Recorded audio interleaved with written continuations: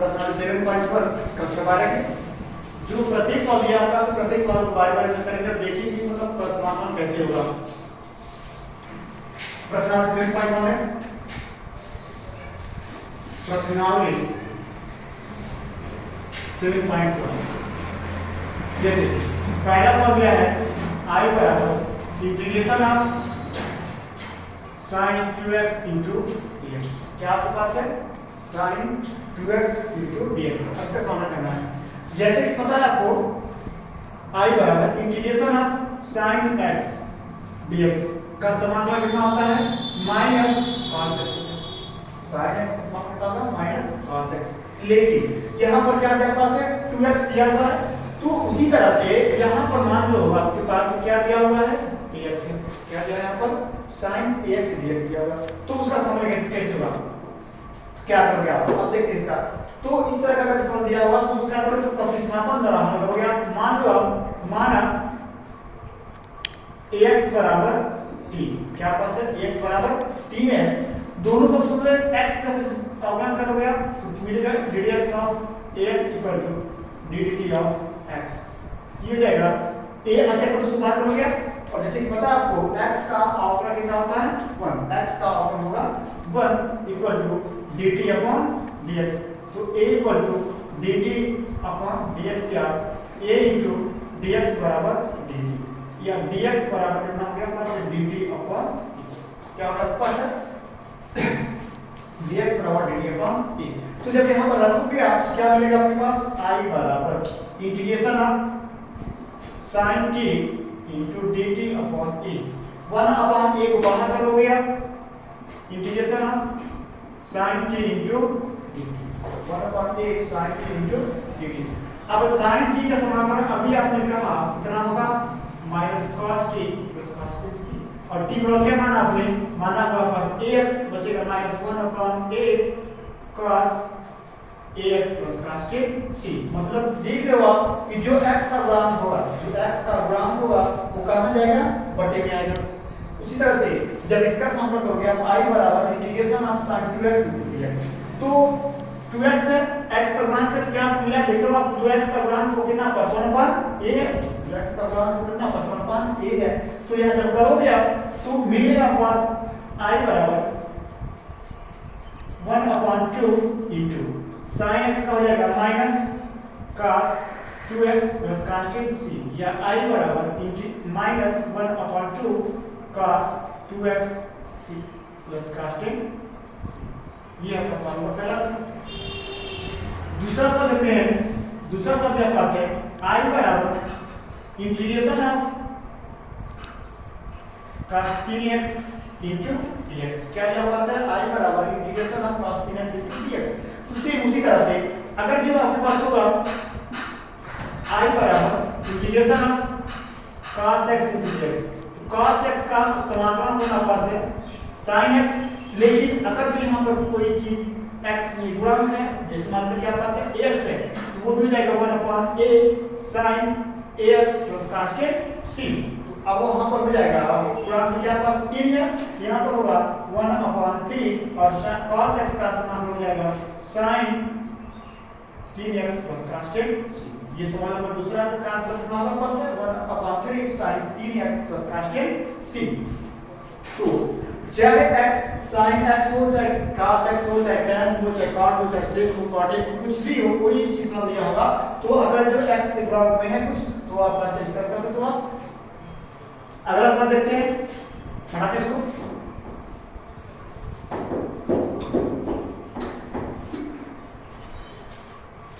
जैसे तीसरा सवाल दिया पास है I बराबर इंटीग्रेशन ऑफ e के पावर 2x into dx।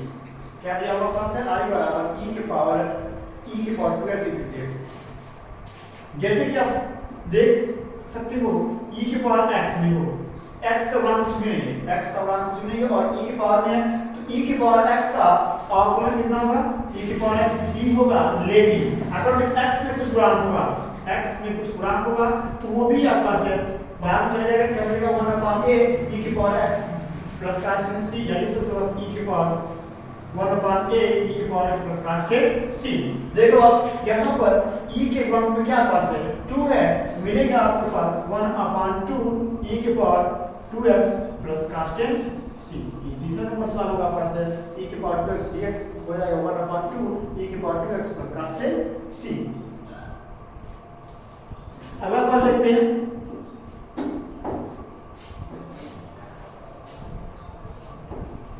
जैसे दिया हुआ आपके पास i बराबर इंटीग्रेशन ऑफ 4e की power 3x plus 1 into dx। दिया हुआ आपके पास 4e की power 3x plus 1 into dx। तो इसको अलग अलग कर लोगे तो हो जाएगा इंटीग्रेशन ऑफ 4e की power 3x dx plus integration of 1 into dx। यही है, क्या करोगे आप जो 4 है अगर मैं उसको बाहर कर लोगे बचेगा इंटीग्रेशन ऑफ e के power 3x into dx plus integration of 1 into बात करोगे इंटू dx का। तो आपको पता है कि 1 को हम लिख सकते हो आप x के पावर 0। जैसे कहते हो आप किसी भी संख्या को घात 0, किसी भी संख्या को घात 0 हो तो किसके बराबर होगा प्लस 1 के बराबर होगा। तो अगर हम लिख दो यहाँ पर x के पावर 0 कोई दिक्कत नहीं होना चाहिए किसी को, क्या मिलेगा x के पावर 0 इंटू dx।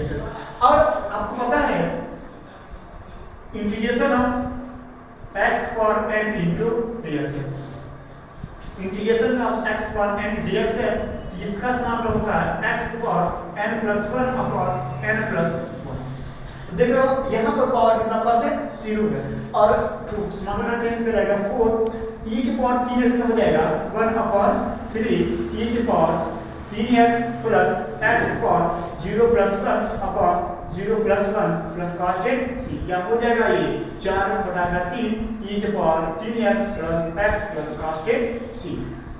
मतलब ये बात इसका आंसर बनाएगा 4/3 e की power 3x plus x plus constant c। तो उसी तरह से अगला सवाल देखते हैं।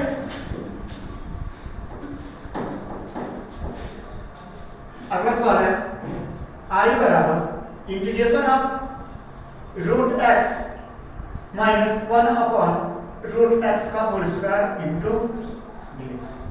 अब देखते हैं इसका root x minus 1 upon root x का होल स्क्वायर dx है। सबसे पहले क्या करोगे इसको a माइनस b के होल स्क्वायर से विस्तार करोगे। जब a माइनस b के होल स्क्वायर से विस्तार करोगे तो आएगा आपके पास रूट x का whole square plus 1 upon root x का whole square minus 2 into root x into 1 upon root x आएगा। रूट x क्या होगा कैंसिल होगा तो मिलेगा आपके पास इंटीग्रेशन रूट x का स्क्वायर करोगे तो कितना बचेगा x प्लस 1 अपॉन x, यहाँ बचेगा माइनस 2 इंटू dx। अब इसको लिख सकते हो आप integration of x into dx plus integration of 1 upon x into dx minus 2 into 1 into dx। तो x का समाकलन हो जाएगा पावर कितना है यहाँ पर 1 है 1 प्लस 1 अपॉन 1 प्लस 1 प्लस।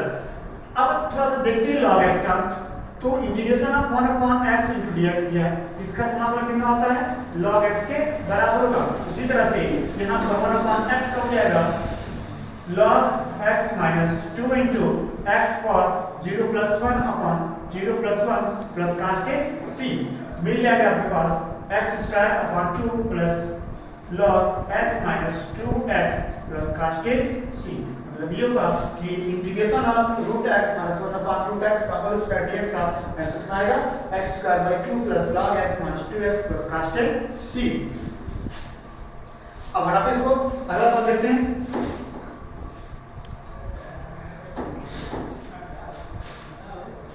जैसे दिया होगा आपके पास integration of x cube minus x square plus x minus 1 upon x minus 1 into. अब इसका समाकलन करना है से x square minus x cube minus x square plus x minus 1 upon x minus 1 का समाकलन करना है। कैसे सबसे पहले क्या करोगे आप इसको फैक्टर कर लो, आप फैक्टर कर लोगे ठीक है i बराबर इंटीग्रेशन यहां से x स्क्वायर का मतलब होगा बचेगा यहां पर x माइनस 1 प्लस यहां से 1 का मतलब बचेगा x minus one upon x minus one into हो जाएगा I बराबर integration of x square plus one into x minus one upon x minus one into ये इसे कैंसिल हो जाएगा, बचेगा पास I बराबर integration of x square plus one into dx। तो अलग अलग कर सकते हो आप इसको, मिलेगा x square dx plus one into dx, one हो गया नहीं तो गया, ये हो जाएगा x square dx plus integration of x पर जीरो इंटू dx। तो हो जाएगा आपके पास एक्स स्क्वायर का x cube upon three plus x plus constant C, तो इसका आंसर आ जाएगा x cube upon three plus x plus constant C. अगला सवाल देखते हैं।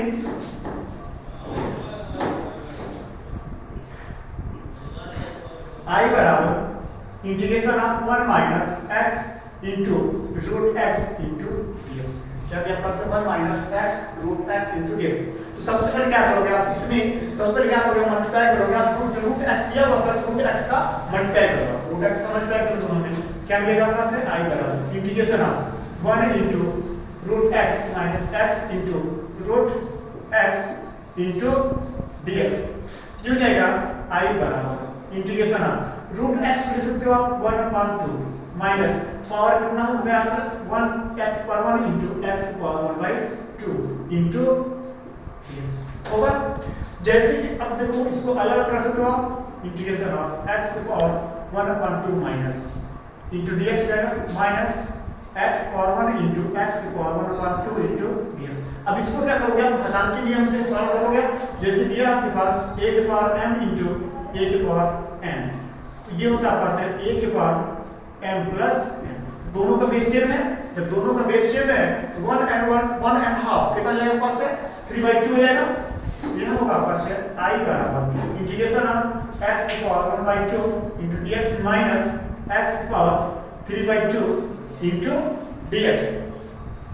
तो ये जाएगा पास से I बराबर x की power 1/2 plus 1 upon 1/2 plus 1 minus x की power 3/2 plus 1 upon 3/2 plus 1 plus casted c, ये जाएगा पास से I बराबर x की पावर 1.5 3/2 हो जाएगा, ये भी 3/2 प्लस और ये जाएगा पास x power 5/2 upon 5/2 plus casted c, I बराबर हो जाएगा पास से 2 अपॉन 3 x की पावर 3/2 प्लस 2 अपॉन 5 x की पावर 5/2 प्लस कास्टेड c। इसका आंसर हो जाएगा आपके पास है I बराबर 2/3 x और 3/2 प्लस 2/5 x और 5/2 प्लस कास्टेड c। एक और सवाल देख लेते हैं।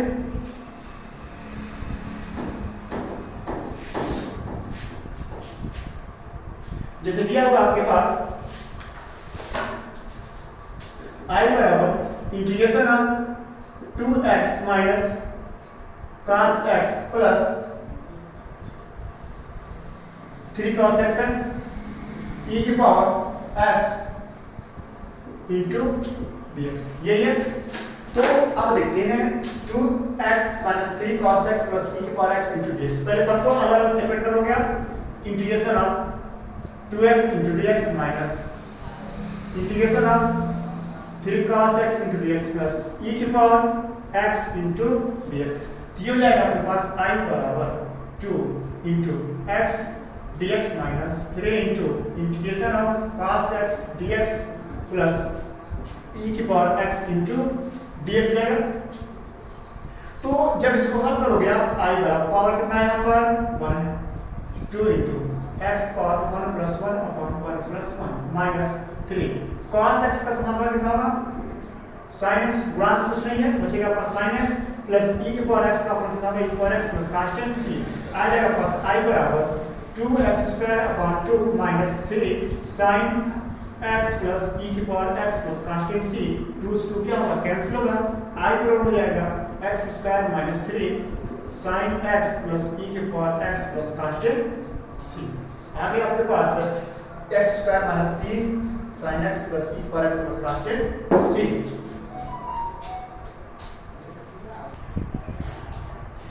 अगला सवाल देखते हैं।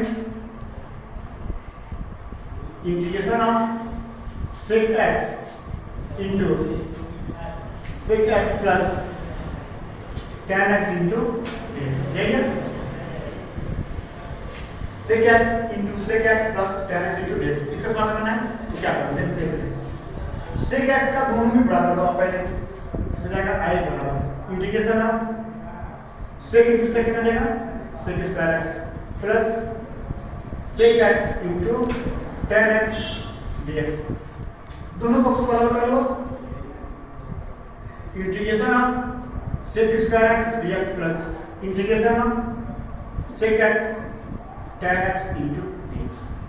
जैसे पता आपको sec स्क्वायर x का समाकलन कितना होगा tan x और sec x into tan x का समाकलन कितना होगा sec x, तो जाएगा i बराबर tan x plus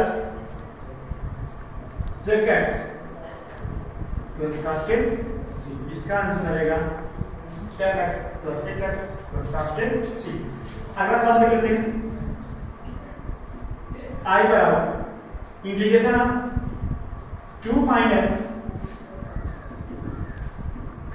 3 sin x upon cos square x into dx, क्या पास है 2 minus 3 sin x upon cos square x into dx। सबसे पहले क्या करोगे आप इन दोनों को अलग अलग सेपरेट कर लो, i बराबर हो जाएगा integration of 2 cos square x minus 3 sin x upon cos square x into dx, ये हो जाएगा i बराबर इंटीग्रेशन ऑफ हो जाएगा 2 into 1 upon cos square x minus, इसको अलग अलग कर लेते हैं, हो जाएगा sin x upon cos x into cos x into dx, ये होगा आपके पास i बराबर integration of 2 sec square x minus sin upon cos क्या होगा tan x होगा 3 tan x और 1 अपॉन cos क्या हो जाएगा sec x, हो गया आपके पास 2 sec square x minus 3 tan x sec x into dx, अलग अलग हो गया i बराबर integration of 2 sec square x into dx minus 3 integration of tan x sec x into dx, ये होगा 2 sec square x dx minus 3 tan x into sec x dx होगा। तो अभी आपने कहा tan x का समाकलन कितना था, सॉरी sec स्क्वायर x का समाकलन कितना था tan x, और sec x into tan x का समाकलन कितना होगा sec x, जाएगा आ जाएगा पास i बराबर 2 tan x minus 3 sec x plus constant c। तो अगला सवाल देखते हैं,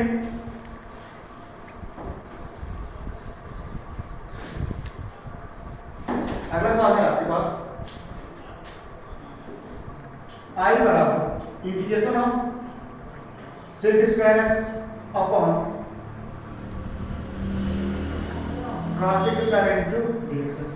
सबसे पहले क्या करो आप sec को कर लो, आपको पता होगा sec x बराबर लिख सकते हो 1 अपॉन cos लिख सकते हो cos x, और cos x इक्वल टू लिख सकते हो आप 1 अपॉन sin x। तो वही क्या हम यहाँ करने वाले हैं, तो दोनों को चेंज कर लेंगे हम sin और cos में, तो आ जाएगा आपके पास i बराबर 1 अपॉन cos स्क्वायर x और हो जाएगा 1 upon sin square x into dx। अब ये sin ऊपर चला जाएगा i बराबर sin स्क्वायर x अपॉन